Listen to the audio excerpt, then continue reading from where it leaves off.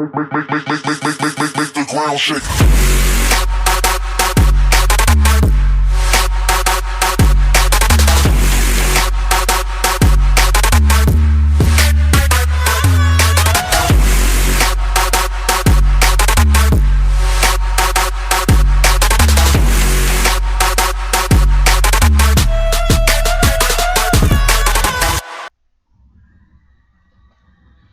Ahojte. Pravdepodobne dneska by mal prísť nový update, ktorý bude mať nejaké troška zmeny v hre. Tento update je troška menší práve preto, že o mesiac bude ClashCon, na ktorom by sa očakáva teda, že bude nejaký väčší update hry. Veľa ľudí teda píše o tom, že mal by prísť nový Town Hall 11. Je to dosť možné, nakoľko zmenili vzhľad jedných hradieb, možno teda, no myslím si, že ešte sa k tomu dostaneme, ale tak je dosť možné, že teda tento Town Hall príde nakoniec, no uvidíme, necháme sa prekvapiť. Dobre, čiže začneme teda, ako vidíte, Lightning Spell nový, pre Town Hall 10 pribudol level 7, level 6 bude možné už získať na Town Hall 9 a level 5 a 6 bude mať väčší damage. Ešte taká ďalšia zmena pri tých bleskov je, že vlastne blesky budú udierať tak viac sústredenejšie do nejakého toho štvorca. Vlastne 5 bleskov udre, môžeme aj pozrieť.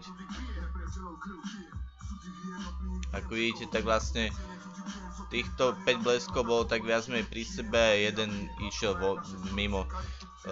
Čiže vlastne, ako vidíte,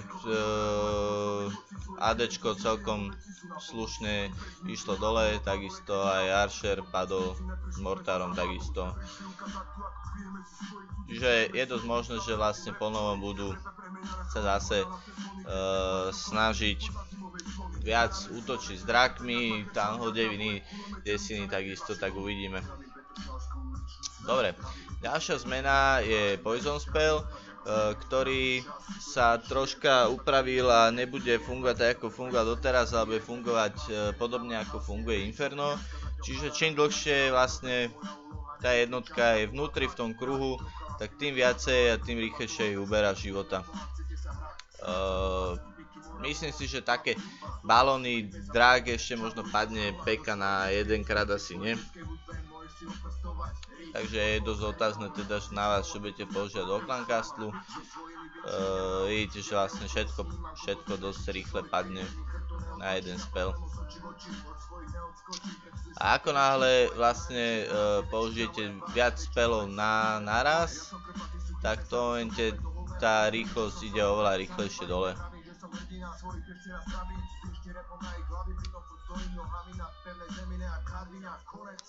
Dobre, ďalšia zmena je pri ďalšom novom spele, ktorý bol vlastne zemetrasenie. Tento bude dávať troška pravdepodobne bude na niektoré budovy viacej uberať, ale taký základ je vlastne o tom, že prvý, ktorý dáte, tak tej budove, ktoré zobere, tak jej zobere 25% z jej života. Ako vidíte, vlastne všetky majú 25% života dole.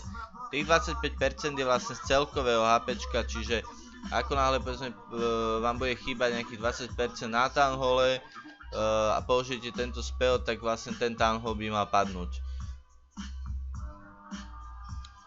Ako náhle už vlastne dáte druhý spell na tú istú budovu, tak už nebude taký účinný, takže akurát pri hradbách to teda ostáva.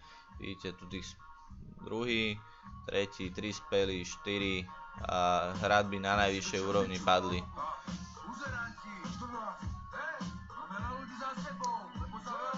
Vidíte, tu tých spellov bolo troška viac použitých a stále Town Hall žije, čo predtým vlastne sa dal Town Hall takto krásne zrušiť v podstate.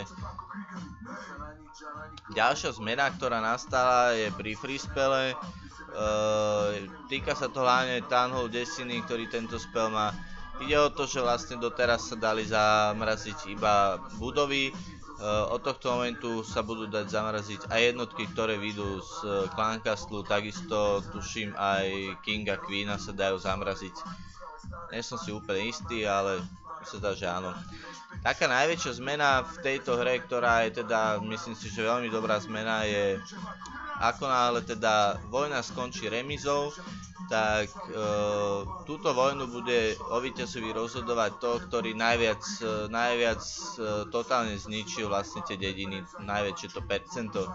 Čiže nezáleží len na tom, že teda niekto uhra dve hviezdy s tým, že bude mať 51% a druhý klan tam bude mať 99% a stále dve hviezdy. Tým pádom si myslím, že toto aj dosť rozhodne o tom, že teda kto je lepší v tej vojne.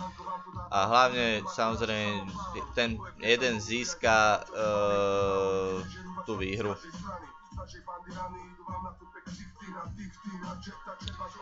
Čo tu ešte máme takého? No poď, posun sa.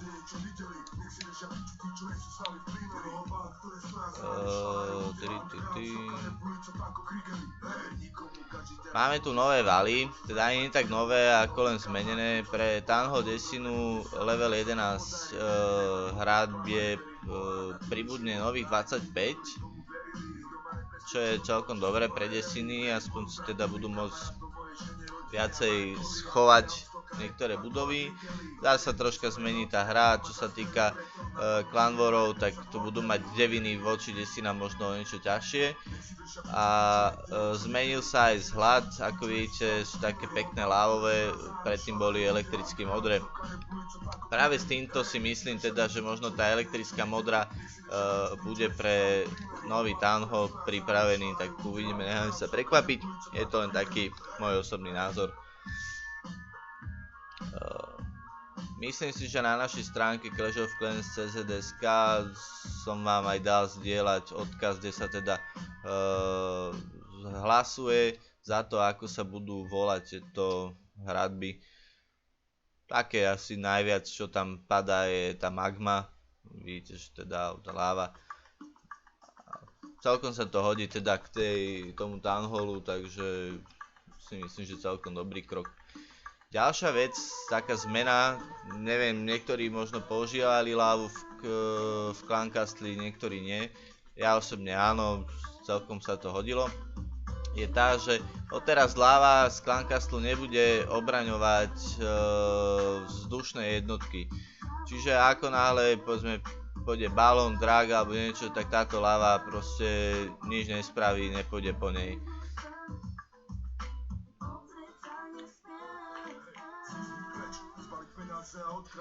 Neviem, možno to bol dobrý krok, možno ani nie. No, mne osobne to bude troška vadiť, teraz budem musieť niečo iného vymysleť, čo dám do Clan Castle.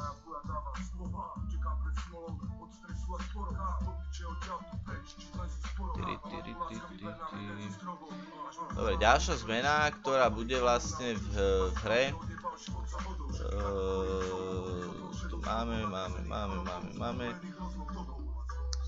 Že v Titan League, keď budete v Titan League 2 a 3, sa doteraz nedal dať na týždeň štít a odteraz to vlastne povolili týmto hráčom. Bolo to asi preto, že keď sa tam na začiatku niekto chcel rýchle dostať a dal by si štít, aby bol teda medzi tými prvými, tak to teraz takto upravili, že teda už je možné si zobrať tento štít na týždeň. A ďalšia taká menšia úprava, ktorá pribudla, je to, že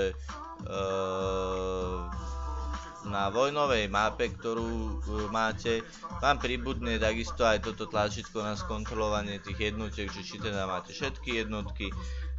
Neviem, či to je zrovna nejaký dobrý krok, lebo keď spúšťate vojnu, tak sa vám ukazuje tak či tak, že či máte všetky jednotky, či máte Kinga, Queenu, či máte plný Clan Castle.